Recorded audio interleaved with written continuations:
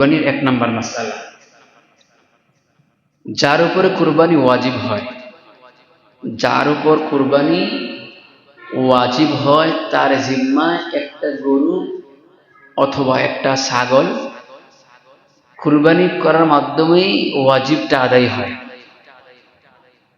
অর্থাৎ একের অধিক পশুর প্রয়োজন হয় না, একের অধিক পশুর প্রয়োজন হয় না। একবার যার উপরে কোরবানি ওয়াজিব হয় সে যদি একটা ছাগল দিয়ে দেয় তাহলে তার ওয়াজিবটা তার জিম্মায় আদায় হয়ে যায়।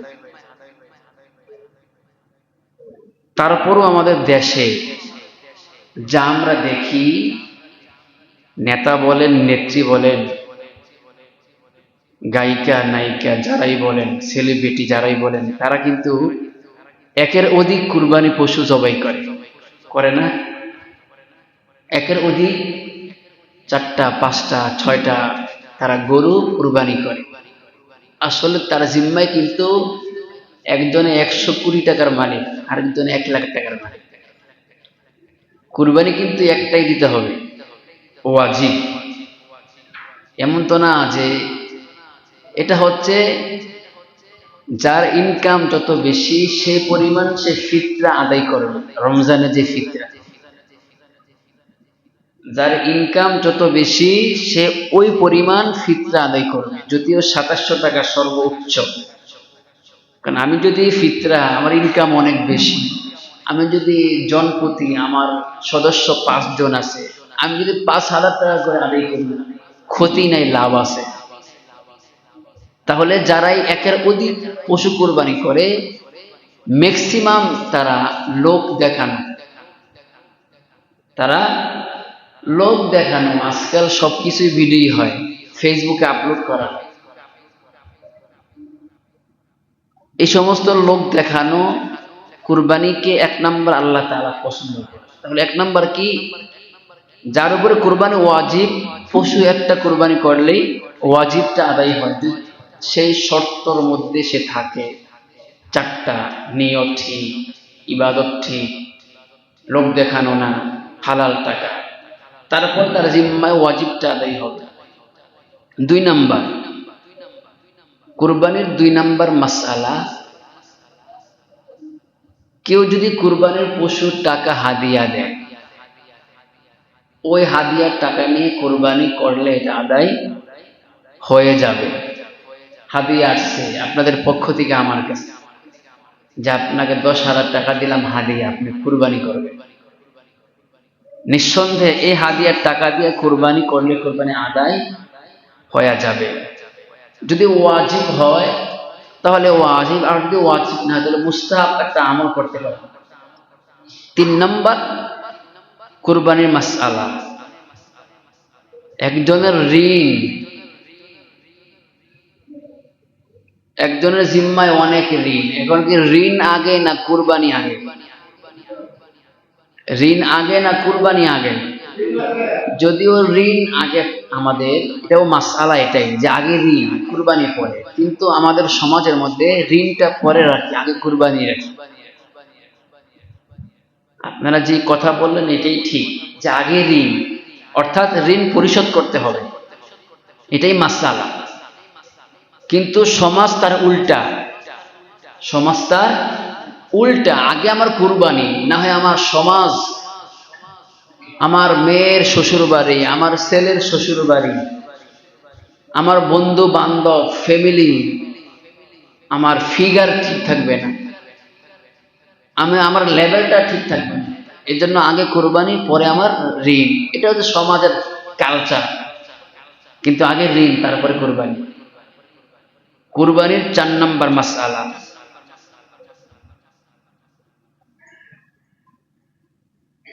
কার উপরে যদি কুরবানি ওয়াজিব হয়, কার উপরে যদি কুরবানি ওয়াজিব হয়, সে যদি কুরবানি আদায় না করে, নবী আলাইহিস সালাতু ওয়াস সালাম বলেন, ওয়ালাম মিজাহি ফালা ইয়াকরাবান্না মুসাল্লানা, সে যেন আমার ঈদগাহের মধ্যে না যায়। এখন কি সুবহানাল্লাহ বলা যায় না নাউজুবিল্লাহ বলা যায়? বুঝছেন? কারো উপরে যদি কুরবানি ওয়াজিব থাকে, সে যদি ওয়াজিবটা আদায় না করে, নবী বলেন তোর মতো কপাল পরা ঈদগার মাঠে যাইতে হবে। নাউজুবিল্লাহ। কারণ আমরা কপাল পরা মুসল্লি না হই, আমরা কপাল পরা মুসল্লি আর উম্মতে মুহাম্মাদি না হই। আল্লাহ তিনি কবুল করেন। আমিনের মধ্যে বলতে কষ্ট লাগে না? 5 নাম্বার, অমুসলিমকে, কোন অমুসলিমকে কুরবানির গোশত দেওয়া যাবে না, কারণ এটা আমাদের ইবাদত, এটা আমাদের ইবাদত। কুরবানির 6 নাম্বার মাসআলা, কুরবানির পশু যদি, কুরবানির পশু আমি কিনে আনলাম, কিন্তু যে কোনো কারণে আমি কুরবানির পশুটা আমি জবাই করতে পারলাম না, 3 দিন সময় শেষ হয়ে গেছে, সেক্ষেত্রে এই কুরবানির পশুরা সদকা করতে হবে, খাইতে পারবো না। আপনার যে কোনো কারণে আপনি কুরবানিটা দিতে পারলেন না, কিনে আনার পরও, সেক্ষেত্রে আপনি এই কুরবানিটা সদকা করে দিতে হবে গরিব মিসকিনদের কাছে। 7 নাম্বার, কুরবানি আকিকা, কুরবানি এবং আকিকা এটা আমরা একসাথে করি, করি না? কুরবানি আকিকা আমরা একসাথেই করি, তবে এটা নিয়ে ইখতিলাফ আছে। কিসের ইখতিলাফ? কেউ কেউ বলে যে আকিকা এক সাবজেক্ট, কুরবানি আরেক সাবজেক্ট। কুরবানি হচ্ছে ওয়াজিবের একটা বিধানকে আদায় করা হয়, সেক্ষেত্রে উত্তম হচ্ছে কুরবানি আকিকা একসাথে না করা। আমরা দিতে পারি কুরবানি আকিকা, আমরা একসাথে দিতে পারি, স্কলাররা তাদের মত পেশ করছে। 7 নাম্বার, কুরবানি আকিকা একসাথে আমরা দিতে পারি। 8 নাম্বার, কুরবানির পশুটা,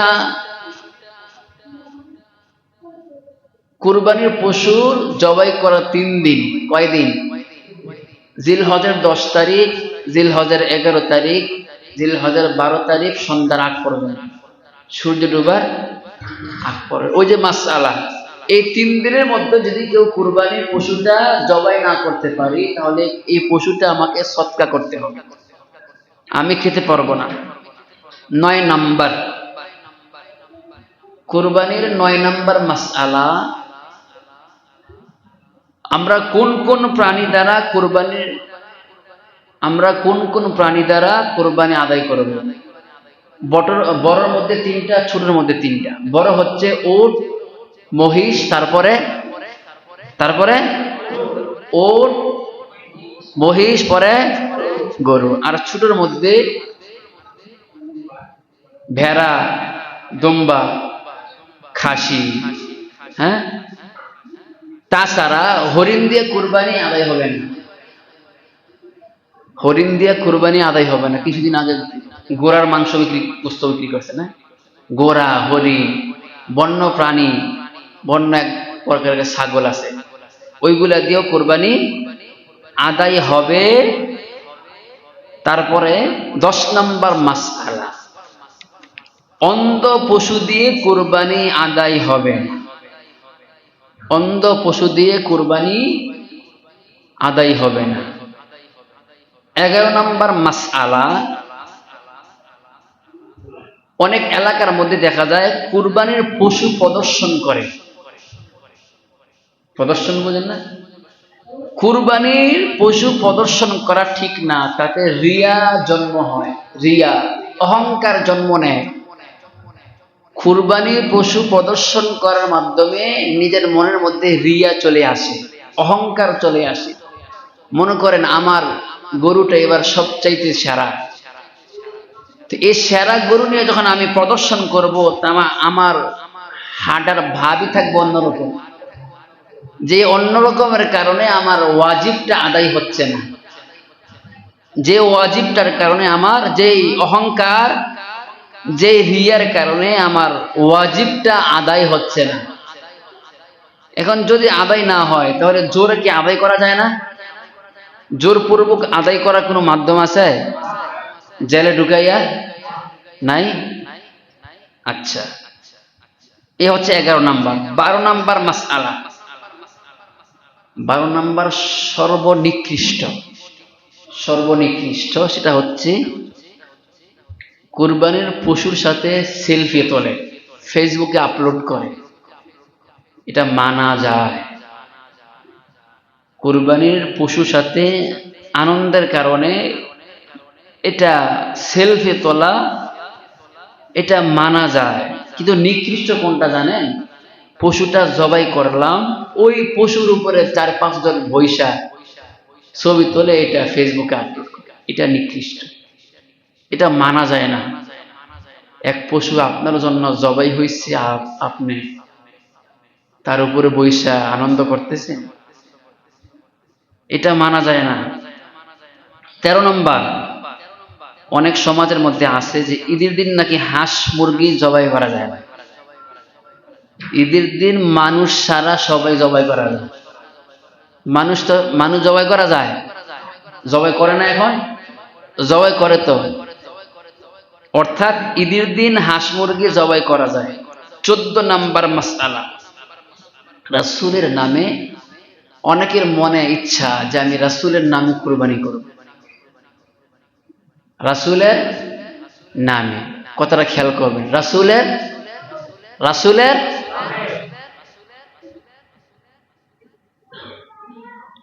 কারণ নামে কুরবানি হয় না। নাম হবে কার? নাম হবে কার? রাসূলের নামে কুরবানি হয়। তাহলে কি হয়? মাশাআল্লাহ, হায়াকাল্লাহ, বারাকাল্লাহ, রাসূলের পক্ষ থেকে বাবার নামে কুরবানি হয় না। নাম তো হবে আল্লাহর। নাম হবে কার? নাম হবে কার? রাসূল মহামানব যতই হোক রাসূলের নামে হয় না, বাবার নামে হয় না, সন্তানের নামে হয় না, সন্তানের পক্ষ থেকে হয়, বাবার পক্ষ থেকে হয়, রাসূলের নামে না, রাসূলের পক্ষ থেকে কুরবানি দেওয়া যায়। তাহলে আজ থেকে নামে বলবো না, পক্ষ থেকে বলবো। এটার মধ্যে শিরিকের গ্রাণ পাওয়া যায়, এটার মধ্যে শিরিকের গ্রাণ পাওয়া যায়। যদিও আমি শিরিকের নিয়ত, আমি তো শিরিকের মধ্যে না। আমি তো তার জন্য না যে আল্লাহ চাই থেকে আমার বাবা বড়, এই নিয়তটা আমার মনে আছে না, এই নিয়ত আমার মনেও নাই, কিন্তু গ্রাণ পাওয়া যায়। এর জন্য গ্রাণওয়ালা কাজ করব না। 15 নাম্বার, কসাইকে কুরবানির গোশত দেব না, টাকা দেব। কে দেব? টাকা না পয়সা? আরে আপনার গোশত, টাকা দিবে। এটি হচ্ছে 15 নাম্বার। 16 নাম্বার, ঈদের নামাজের আগে কুরবানি হবে? ঈদের নামাজের আগে কুরবানি হবে না, এটা হচ্ছে 16 নাম্বার। মনে করেন যে কাশপুর, আপনার মেয়ের বাড়ি কাশপুর, আমরা ফজরের নামাজ পড়ি 4:45-40, 4:45-40 আমরা ফজরের নামাজ পড়ি, তাহলে 6টা, মাঝখানে 1.5 ঘন্টা প্রায় ব্যবধান। তো কাশপুর এলাকার মনে করেন 6টায় ঈদের জামাত, তো আমাদের এখানে 7টায় কিংবা 8টায় ধরেন। রাসূলের সুন্নাহ হচ্ছে আগে পড়া কুরবানি, মানে ঈদের নামাজ আগে পড়া। তো আপনার মেয়ে ফোন দিল, বাবা আমরা তো কুরবানি হয়ে গেছে, মানে পশু তো জবাই হয়ে গেছে, তা আপনাদের এখানে ঈদই হয়নি, মানে ঈদের জামাতই হয়নি, ওই এলাকায় আগে নামাজ পড়ছে, তো কুরবানি আগে হয়ে গেছে। ওই সংবাদ শুই না আপনারটাও আপনি সাইজ করছেন, তাহলে আপনার কুরবানি হবে না। আপনি যে এলাকায় থাকেন, যে মহল্লায় থাকেন, যে এরিয়ায় থাকেন, ওই এরিয়ায় ওই মহল্লায় যখন ঈদের নামাজ শেষ হবে, তারপর থেকে কুরবানি জবাই করা বিধান শুরু হয়েছে, তার আগে না। এটা হচ্ছে 16 নাম্বার। 17 নাম্বার, সমাজের অনেক মানুষ, ভালো মানুষ, সমাজের অনেক ভালো মানুষ যারা হারাম টাকা উপার্জন করে, হারাম টাকা উপার্জনকারীকে শরীকের সাথে যুক্ত করবেন না। ভালো মানুষ কিন্তু কামাইটা হারাম। এমন ব্যক্তিকে শরীকের সাথে যুক্ত করে আপনার ওয়াজিবটা আপনি ধ্বংস করবেন না।